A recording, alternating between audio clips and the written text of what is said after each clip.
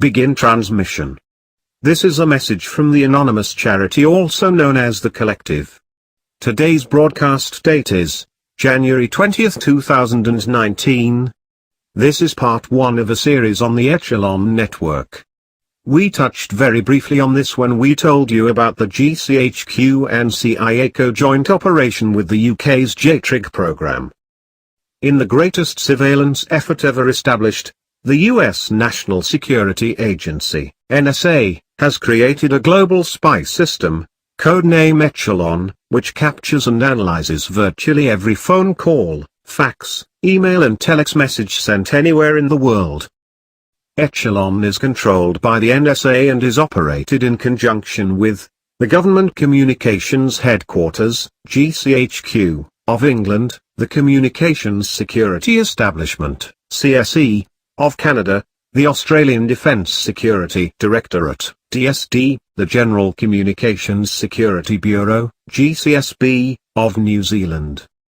These organizations are bound together under a secret 1948 agreement, UGUSA, whose terms and text remain under wraps even today.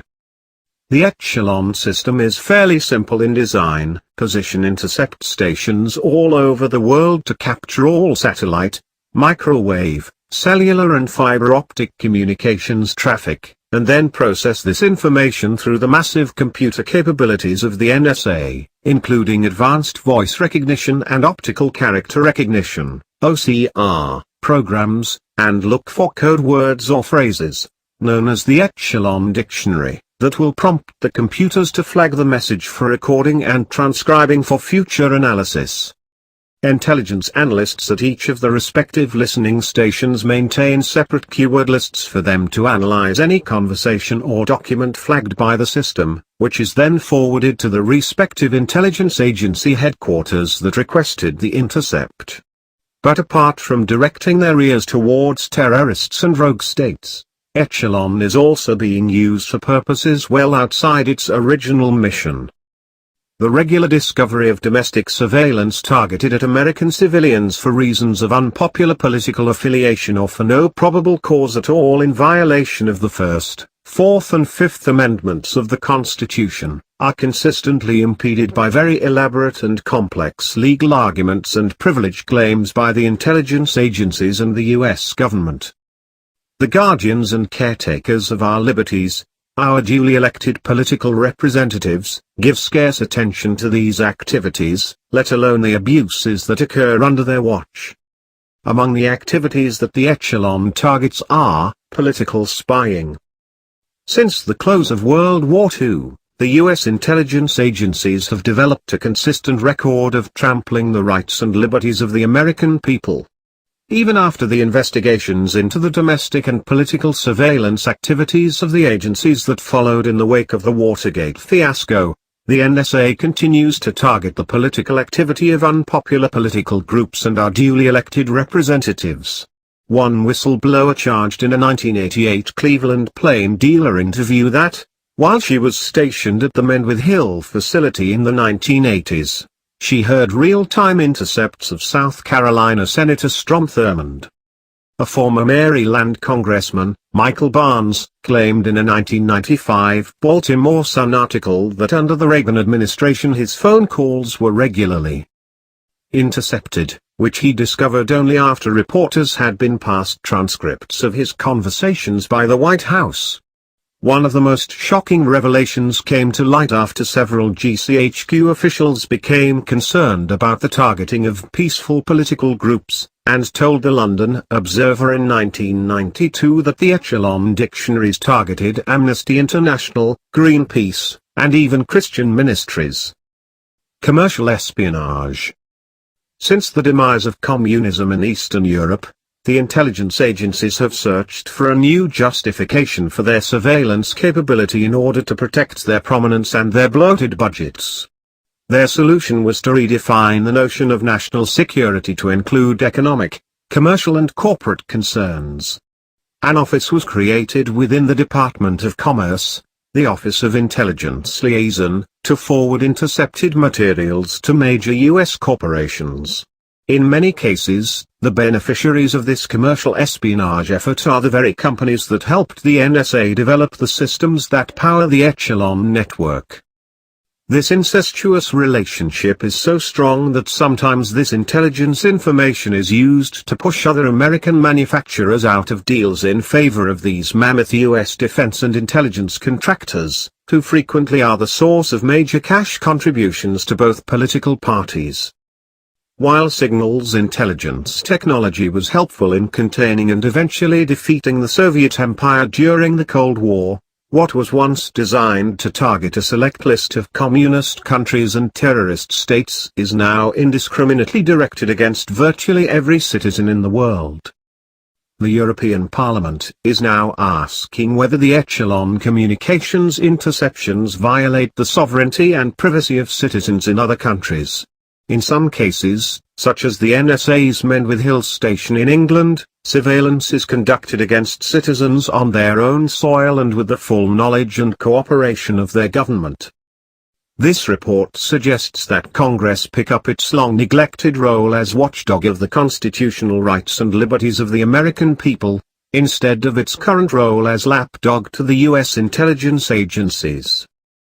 Congressional hearings ought to be held, similar to the Church and Rockefeller Committee hearings held in the mid-1970s, to find out to what extent the Echelon system targets the personal, political, religious, and commercial communications of American citizens. The late Senator Frank Church warned that the technology and capability embodied in the Echelon system represented a direct threat to the liberties of the American people. Left unchecked, Echelon could be used by either the political elite or the intelligence agencies themselves as a tool to subvert the civil protections of Constitution and to destroy representative government in the United States. Introduction. The culmination of the Cold War conflict brought home hard realities for many military and intelligence agencies who were dependent upon the confrontation for massive budgets and little civilian oversight. World War II allied political and military alliances had quickly become intelligence alliances in the shadow of the Iron Curtain that descended upon Eastern Europe after the war. But for some intelligence agencies, the end of the Cold War just meant a shift in mission and focus, not a loss of manpower or financial resources. One such U.S. governmental organization is the National Security Agency, NSA. Despite the disintegration of communism in the former Soviet Union and throughout Eastern Europe, the secretive NSA continues to grow at an exponential rate in terms of budget, manpower and spying abilities. Other countries have noticed the rapid growth of NSA resources and facilities around the world, and have decried the extensive spying upon their citizens by the US.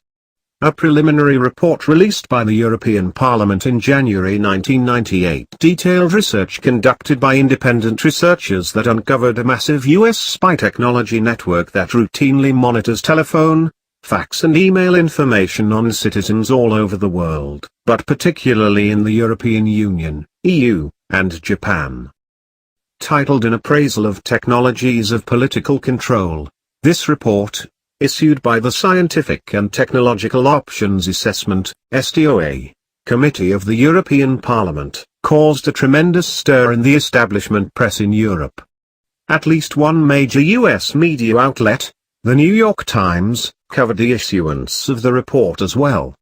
The STOA report also exposed a festering sore spot between the US and our EU allies. The widespread surveillance of citizens in EU countries by the NSA has been known and discussed by European journalists since 1981. The name of the system in question is Echelon, and it is one of the most secretive spy systems in existence. Echelon is actually a vast network of electronic spy stations located around the world and maintained by 5 countries, the US, England, Canada, Australia, and New Zealand. These countries, bound together in a still secret, as of 2019, agreement called UQSA, spy on each other's citizens by intercepting and gathering electronic signals of almost every telephone call, fax transmission and email message transmitted around the world daily. These signals are fed through the massive super and quantum computers of the NSA to look for certain keywords called the echelon dictionaries. Most of the details of this mammoth spy system and the UQSA agreement that supports it remain a mystery. What is known of echelon is the result of the efforts of journalists and researchers around the world who have labored for decades to uncover the operations of our government's most secret systems. The 1996 publication of New Zealand journalist Nikki Hager's book, Secret Power: New Zealand's Role in the International Spy Network, provided the most detailed look at the system and inflamed interest in echelon as well as the debate regarding its propriety. This paper examines the expanse of the echelon system along with the intelligence agreements and exchanges that support it. The operation of echelon serves the NSA's goal of spying on the citizens of other countries while also allowing them to circumvent the prohibition on spying on US citizens. Echelon is not only a gross violation of our constitution, but it violates the goodwill of our European allies and threatens the privacy of innocent civilians around the world. The existence and expansion of echelon is a foreboding omen regarding the future of our constitutional liberties. If a government agency can willingly violate the most basic components of the Bill of Rights without so much as congressional oversight and approval, we have reverted from a republican form of government to tyranny. Here are the parties. The success of the Allied military effort in World War II was due in no small part to successes in gathering enemy intelligence information and cracking those military and diplomatic messages. In addition, the Allied forces were able to create codes and encryption devices that effectively concealed sensitive information from prying Axis power eyes. These coordinated signal intelligence, SIGINT, programs kept Allied information secure and left the enemies vulnerable. But at the close of the conflict, a new threatening power, the Soviet Union, was beginning to provoke the Cold War by enslaving Eastern Europe. These signal intelligence agencies now had a new enemy toward which to turn their electronic eyes and ears to ensure that the balance of power could be maintained. The volleys of electronic hardware and espionage that would follow for 40 years would be the breeding ground of the echelon spy system. The diplomatic foundation that was the genesis of echelon is the UQSA agreement. The agreement has its roots in the Bruce Accommodant, Communications Intelligence, alliance formed in the early days of World War II and ratified on May 17, 1943 by the United Kingdom and the United States. The Commonwealth SIGINT organization formed in 1946-47 brought together the UK, Canada, Australia and New Zealand post-war intelligence agencies. Forged in 1947 between the US and UK, the still-secret UQSA agreement defined the relations between the SIGINT departments of those various governments. Direct agreements between the US and these agencies also define the intricate relationship that these organizations engage in. Foremost among those agencies is the U.S. National Security Agency, NSA, which represents the American interest. The NSA is designated as the first party to the treaty. The Government Communications Headquarters, GCHQ, signed the UQSA agreement on behalf of the UK and its Commonwealth SIGINT partners. This brought Australia's Defence Signals Directorate, DSD, the Canadian Communications Security Establishment, CSE, and New Zealand's Government Communications Security Bureau, GCSB, into the arrangement. While these agencies are bound by additional direct agreements with the US and each other, these four countries are considered the second parties to their UQSA treaty. Third-party members include Germany, Japan, Norway, South Korea, and Turkey. There are sources that indicate China may be included in this group on a limited basis as well. In a previous broadcast, we the anonymous charity explained in detail the significance of the J-Trig program run by UK's GCHQ. The Five Eyes Syndicate has a far more reaching arm than that. National Security Agency, US. The prime mover in the UQSA arrangement is undeniably the National Security Agency, NSA. The majority of funds for joint projects and facilities as well as the direction for intelligence gathering operations are issued primarily through the NSA. The participating agencies frequently exchange personnel, divide up intelligence collection tasks and establish common guidelines for classifying and protecting shared information. However, the NSA utilizes its role as the largest spy agency in the world to have its international intelligence partners do its bidding. President Harry Truman established the NSA in 1952 with a presidential directive that remains classified to this day. The U.S. government did not acknowledge the existence of the NSA until 1957. Its original mission was to conduct the signal intelligence, SIGINT, and communications security, ComSec, for the U.S. President Ronald Reagan added the tasks of information systems security and operations security training in 1984 and 1988 respectively.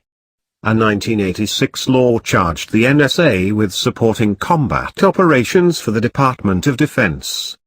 Headquartered at Fort George Meade, located between Washington, D.C. and Baltimore, Maryland, the NSA boasts the most enviable array of intelligence equipment and personnel in the world.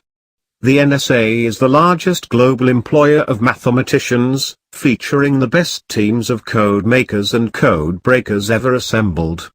The latter's job is to crack the encryption codes of foreign and domestic electronic communications, forwarding the revealed messages to their enormous team of skilled linguists to review and analyze the messages in over 100 languages.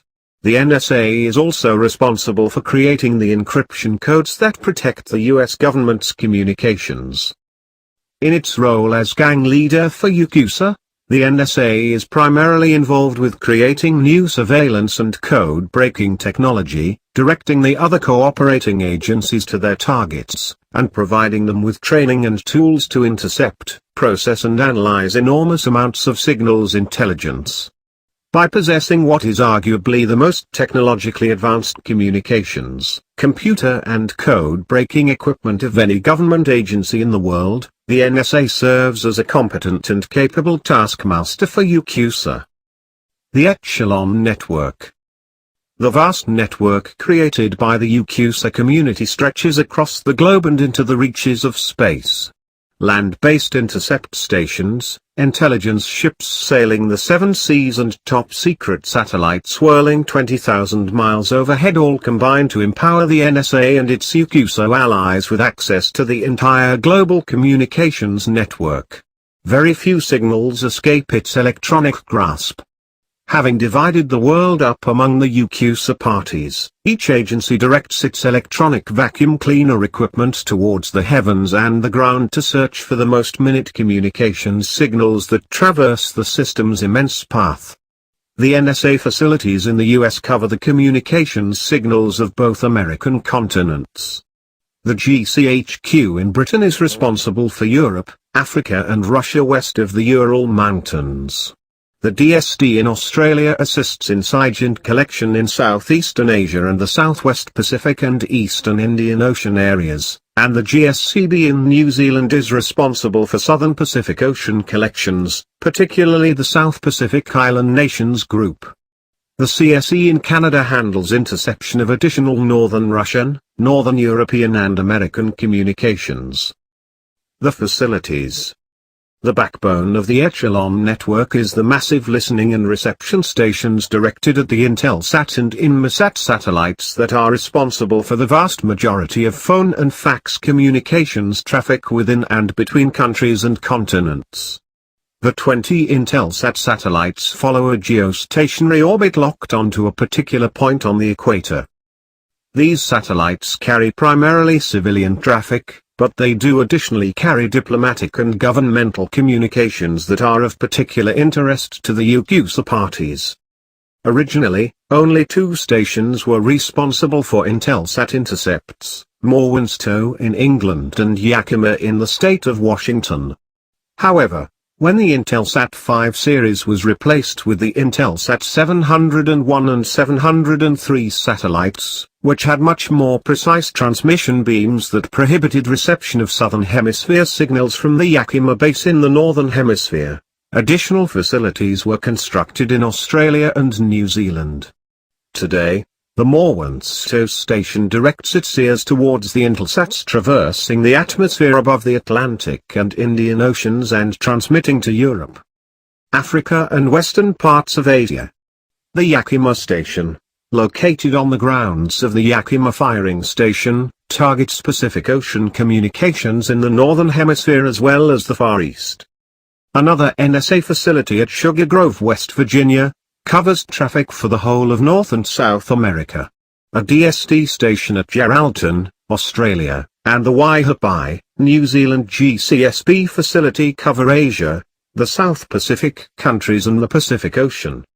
An additional station on Ascension Island in the Atlantic Ocean between Brazil and Angola is suspected of covering the Atlantic Intelsat Southern Hemisphere communications. Non-Intelsat satellites are monitored from these same stations, as well as from bases in Menwith Hill, England, Shoal Bay, Australia, Leitrim, Canada, Bad Aibling, Germany, and Misawa, Japan. These satellites typically carry Russian and regional communications. It is known that the Shoal Bay facility targets a series of Indonesian satellites and that the Leitrim station intercepts communications from Latin American satellites, including the Mexican telephone company's Morelos satellite. Several dozen other radio listening posts operated by the UQSO allies dot the globe as well, located at military bases on foreign soil and remote spy posts. These stations played a critical role in the time prior to the development of satellite communications because much of the world's communications traffic was transmitted on radio frequency bands. Particularly in the high-frequency, HF, range, radio communications continue to serve an important purpose despite the widespread use of satellite technology because their signals can be transmitted to military ships and aircraft across the globe. Shorter-range very high frequencies, VHF, and ultra-high frequencies, UHF, are also used for tactical military communications within national borders. Major radio facilities in the UQSA network include Tangimoana, New Zealand; Bamago, Australia, the joint NSA-GCHQ facility at the Indian Ocean atoll of Diego Garcia. There is so much more to share with you, but we will try and keep this transmission short. In tomorrow's broadcast, we will delve into and dissect each location of the Five Eyes, as well as look at problems this has caused. We will look at operations that have stemmed from these locations and will also look at how this impacts us today in 2019. Please be sure to double-check that you are indeed still subscribed to both our channels, as many have mentioned they had been unsubscribed unknowingly. This has been a message from the anonymous charity known as The Collective. Today's date is January 20th, 2019. End of transmission.